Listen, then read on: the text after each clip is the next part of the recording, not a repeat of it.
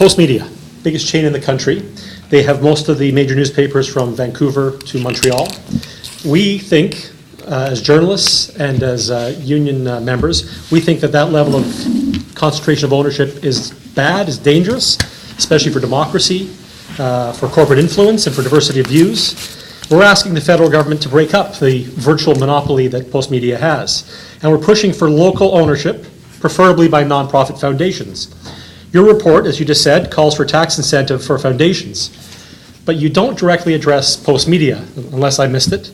Do you think that the level of concentration that Postmedia has is acceptable? And how would you like to see the newspaper ownership landscape in Canada in an ideal way? Okay, so I am not as troubled by concentration of ownership itself. I am troubled by the consequences, so I'll come back to that, but I'm not as troubled of it by itself as many people are. I think that part of the reason to be troubled by concentration of ownership is that the marketplace of ideas gets very, very narrow, but the internet has opened up the marketplace of ideas, so I'm not as bothered in that way, and I suppose if Postmedia was actually a good, well-run, civic-minded company not owned by a hedge fund in New Jersey, that we might be having this conversation in a different way, but nonetheless it's not. What I'm bothered by is the removal of local controls, autonomy, authority, resources from news organizations and their centralization in places far, far, far from the communities where their readers, in the case of Postmedia, readers and web users live, and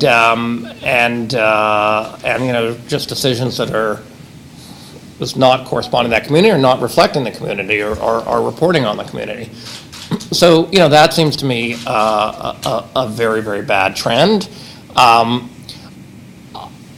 Counter to what I said, because I'm not theoretically bothered by the concentration of ownership as much as some people, but I do note in an anecdotal way that's to me, some of the locally owned and individually owned newspapers are outperforming the chain-owned newspapers.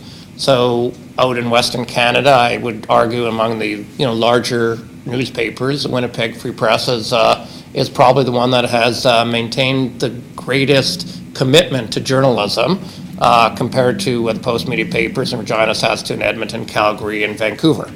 I don't think that's a complete and total coincidence. So then there's the other question. Where are the local owners? So you asked about foundations and nonprofit. Not-for-profit's a good model because profit's hard to figure out. So that's good. I'm fine and did contemplate in the recommendation around the fund and that not-for-profits are as legitimate a model now as for profits.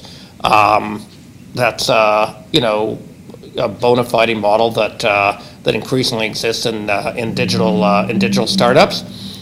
Foundations are supporting some of them at the edges, a few of them taking a little bit of a chance in doing so under the current regulations, but out in Vancouver, why does my mind go blank, but Discourse Media, pardon me. Discourse Media has some support from McConnell, there's a few like that. I think that's, a legitimate model. I think we'll have to experiment with lots of different kinds of models. Okay, and speaking of that, so we support that idea of local foundations, nonprofit. The issue, of course, is, as you said, who are the investors in this? So do you have any ideas about who you think would be most successful in that? Would it be a large number of local citizens that are engaged? Would it be a small number of well-heeled investors? Would it be an angel investor? Groups or organizations like unions or other progressive groups? Do you have any thoughts on that? So this kind of didn't make it into the report for reasons that I probably just had to do with the rush of writing and the funnel of forgetting stuff, and for no good reason. But I kept thinking about something that we were calling the Saskatchewan Rough Rider model.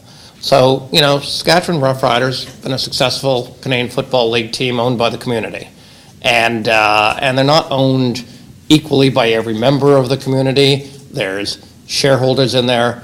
The city government happens to be part of the ownership group, which wouldn't work well for newspapers, but put a foundation in place of the city government, put, one of the community foundations of Canada, foundations in there, some folks who are civic-minded and want to put money in like that, and let them share in the glory of, it's probably fun to be a part owner of a football team, and, there's no industry that's more fun to be a part owner of than a media company.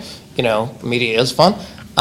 So I think that's, a model. I don't know if there's, we got a lot of people who are really wealthy are going to back it all themselves the way, Jeff Bezos does. We don't have a lot of Jeff Bezoses around, and on a local level too, but I think you can have a kind of cooperative type of approach. Okay, interesting.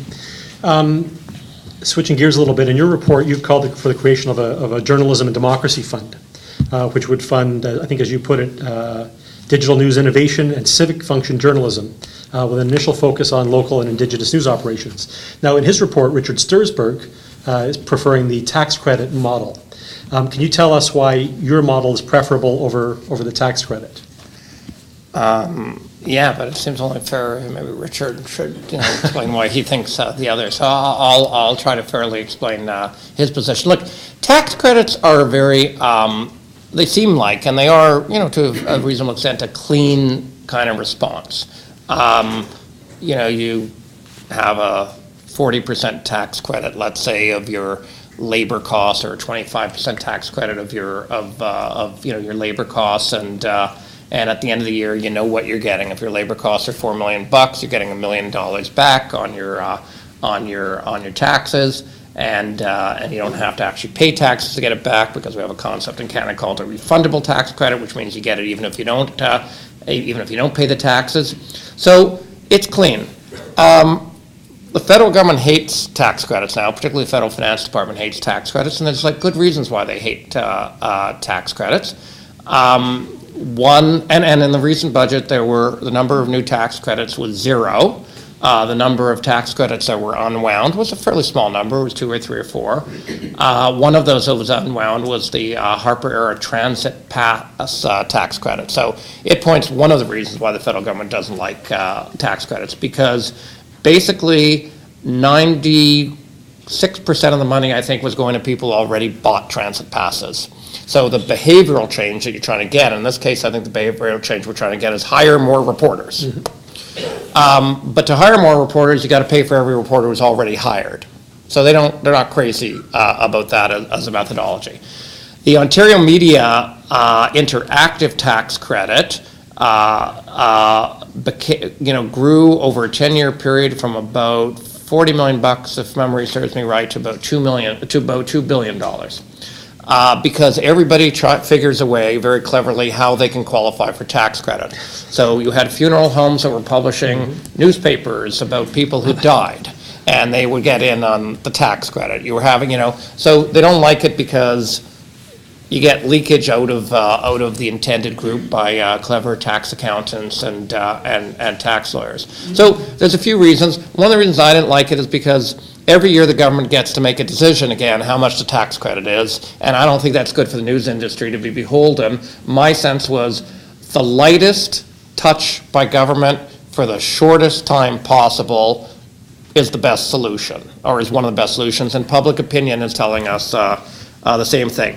The fund has its strengths and weaknesses too. If the fund is discretionary, like the Social Sciences Humanities Research Council, say, or a number of other kinds of funds like that the government has, the group of people who are judging different applications, that's good. I'd say that folks out in the industry, the reaction I have to the fund is that they worry that again, it's hard to predict and plan your business based on a discretionary fund. There is a third model, which I'm beginning to warm towards. And one of the things I don't want to do, Martin, is I don't want to kind of be proud and say, false pride, this is what we decided and it's the only way to go. I don't want to kind of freeze my own thinking because the report was published. So there are funds like the Periodical Fund of Canada and a number of other funds that work on a formula. and you can predict it based on the formula. In fact, you could have the same sort of 25% employment credit based on a fund model rather than a tax credit model that would, where you would get reimbursed the same amount, but it would probably have a cap. So right now, it's actually amazing how little is spent on editorial product in newspapers in Canada. Our estimate is it's a number between 400 million and 500 million. So I think to be fair, I'm just trying to think if that's no, that's the right number. It's community and daily. I was trying to think if it was just community or just daily. It's community and daily, say about $500 million a year. So, that fund, then you capped it at 150 million. You have enough room for some growth of new entrants fund. So that's another way to go, is a programmable kind of fund where, again, the government then wouldn't have discretionary decisions to make, and we do have models like that have worked over the years. Okay. And can you just speak just very briefly to the requirements? Am I saying too much? This is too detailed. I'm sorry. No, you're good. I shouldn't ask you. We like detail. The journalists, can you get into a little bit of what you would see as the restrictions on the fund, and on whether it's the journalism fund model or the foundation model, as to who gets the money and how they would get it? How do you qualify? Well, there's a really important question, again, which there are more than one side to the argument with some validity. So in the report, we say that the problem is what we called civic function journalism, and we gave it a definition that made it fairly broad. It was something along the lines of the coverage of elected officials and public bodies, and the debates and discussions, issues that arise from those, and communities knowing each other for civic purposes. Okay, that's a pretty broad definition, but nonetheless, where the public interest lies, particularly, is in ensuring that our democracy is robust. So that's my view. That a civic function test is not an easy test. It's easier if you have actually a discretionary fund, because then it's the people looking at the application and going, okay, does that meet the test? It's certainly not the government that you want saying that you're inside or outside. There's other people who feel all journalism makes us better and stronger and know each other better, et cetera, and that all journalism should be treated alike.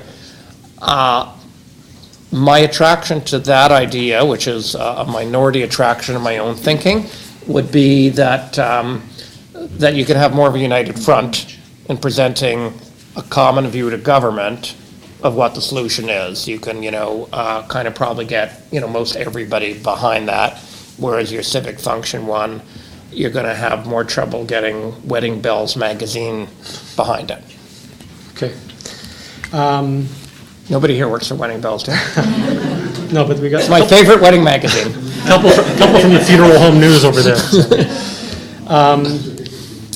Probably I'm guessing about two-thirds of our membership actually works at the CBC.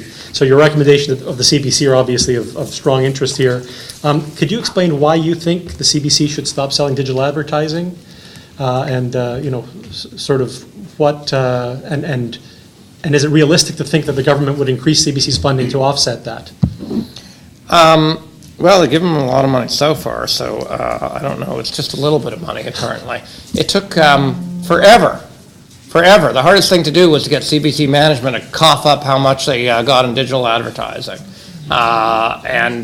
which is really, just plain wrong. I mean, they are a public corporation after all. So I got a lot more data out of private newspaper companies easily than I did get that number, which eventually they, under, I think, pressure from us, they coughed up to the committee. I don't think it was actually pressure from the committee, but they wrote in a letter to the committee.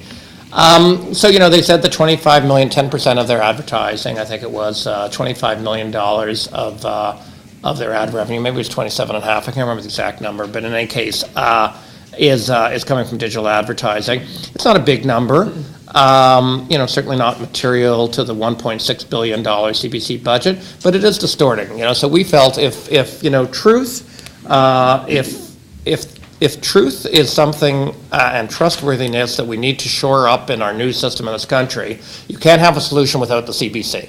I mean, the CBC is the greatest news organization in Canada, by a long shot. It's not necessarily great every day and in every way, but collectively it's important, and it's committed to good, serious journalism. There's a distorting clickbait effect that exists, and once you start selling digital advertising, you start giving metrics to managers and to reporters, and the metrics aren't about the excellence and the seriousness. It's about the numbers, and it doesn't matter if it's 25 million or if it's 100 million. That pressure, that tendency is still there. So we just figured get out of it.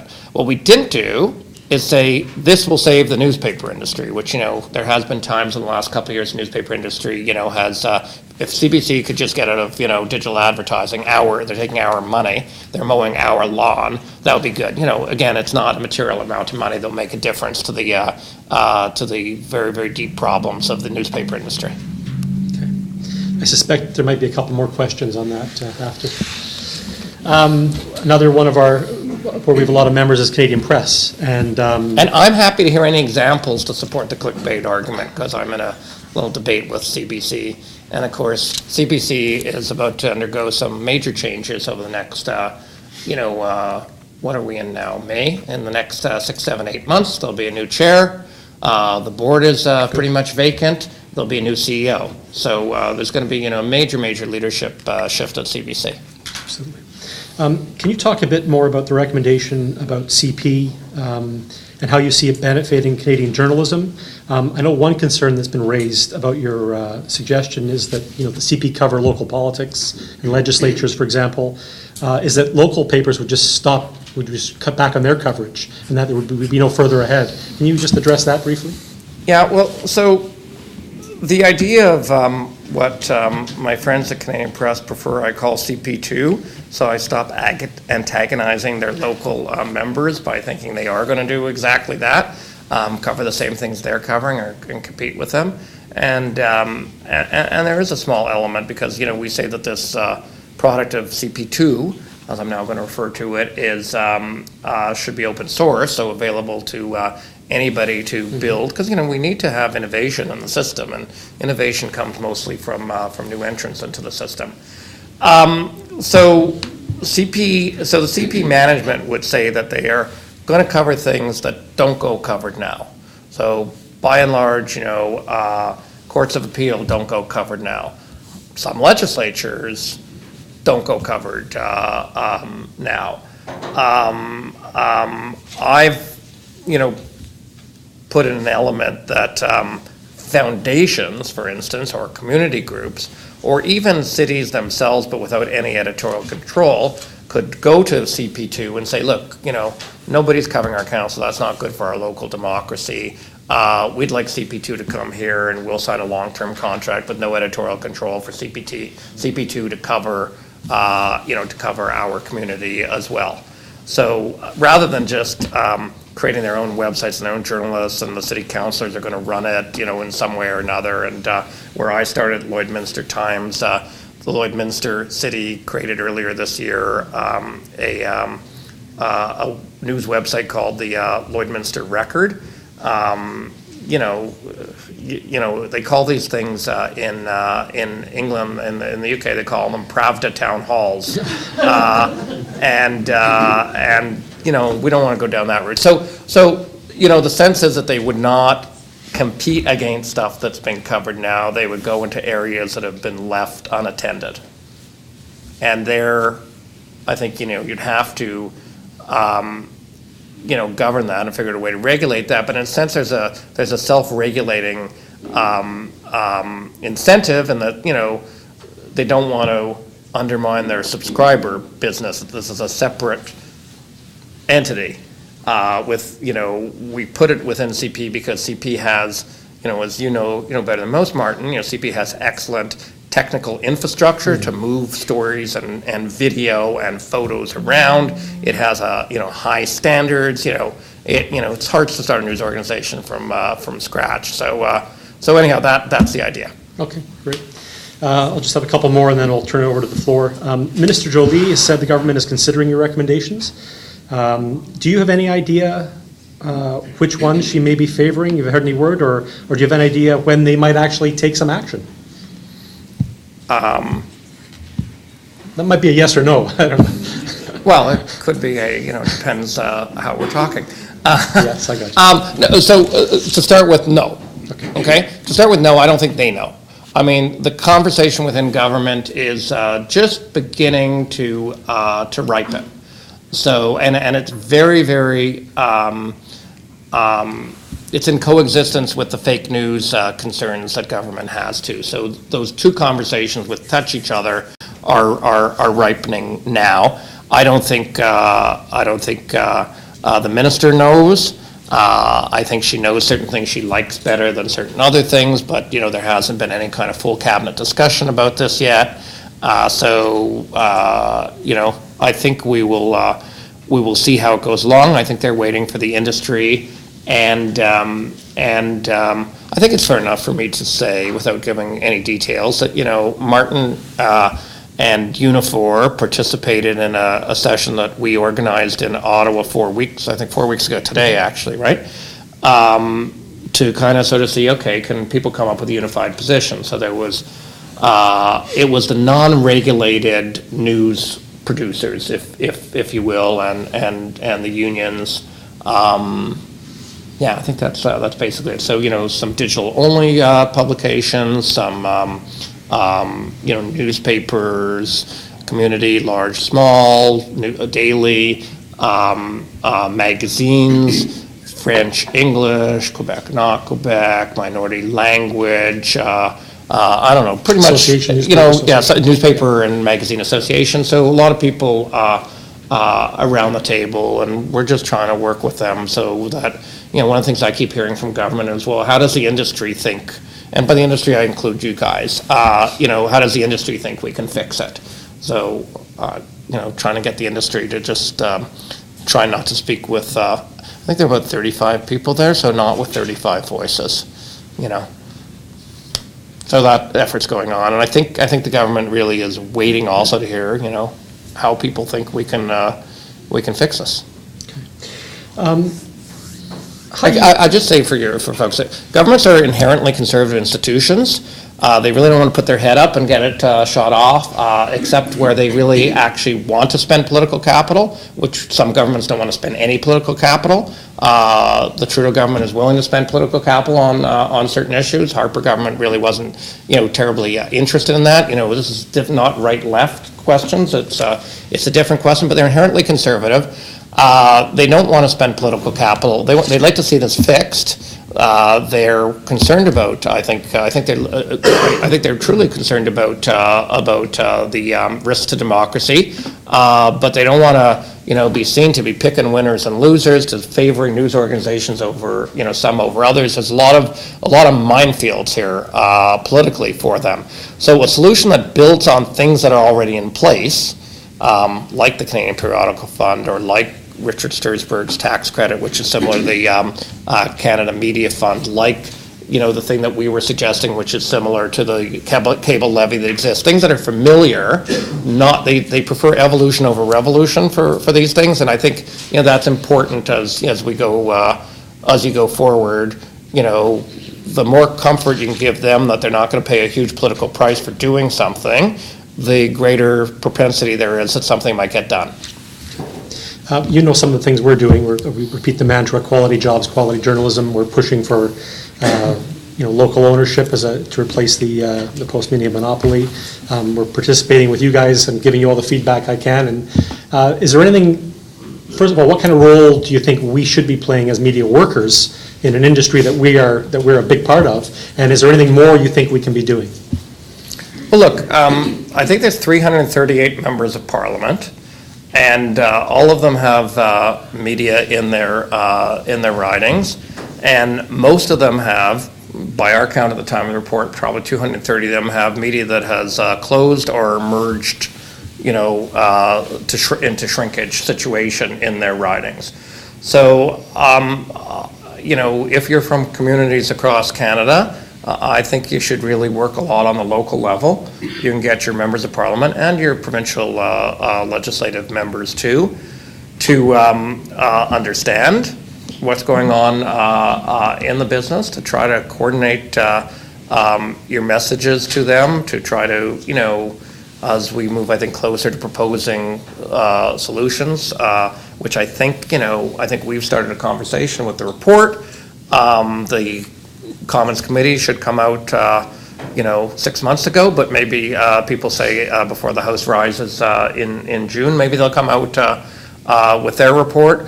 I think as we come towards solutions, talk about those. But yeah, I think people, got to hear about it on a local level, and they got to hear how damaging it is to local democracy. Good. One last question from me, again, then we'll open it up, and it's more of a blue sky one. What do you think about the future of the Canadian news industry? One, if we get intervention from the government that helps things out, and secondly, or if they don't, if the government refuses to do anything, how do you see the future either way? Well, on number one, let me deal with number two. Number one, in some ways, number one buys time.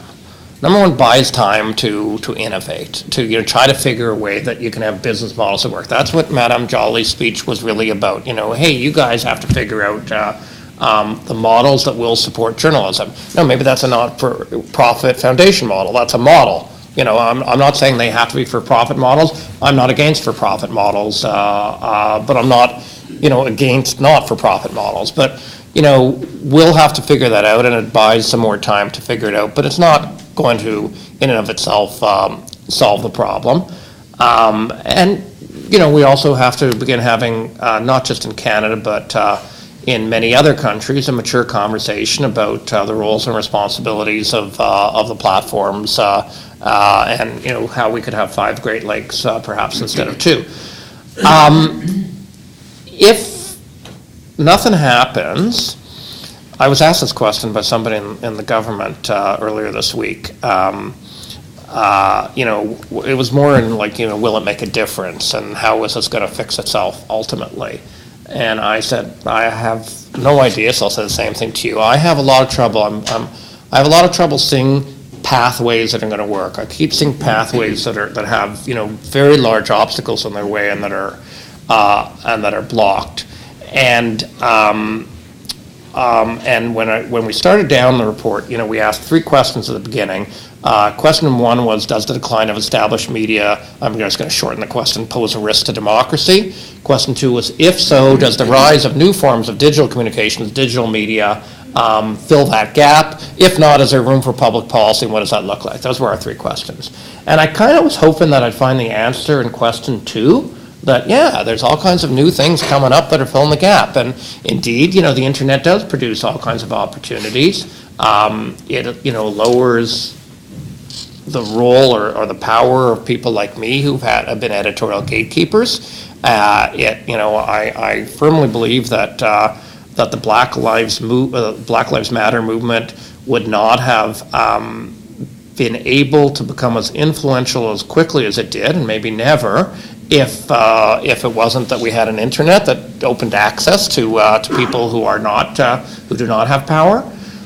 So those are good things. Unfortunately, I didn't find enough journalistic intensity, not enough money to finance journalism in those organizations that are rising. And there's not a ton of them in Canada. There's a little bit better case in the States, but of course it's 10 times larger. And so anyhow, that leaves me pessimistic. Economic history tells me that somebody, it's not going to be me who's going to figure this out. It's going to be somebody a lot younger than me who's going to figure this out, and somebody will figure it out. That's what economic history. In the meantime, I'd like to see democracy not damaged.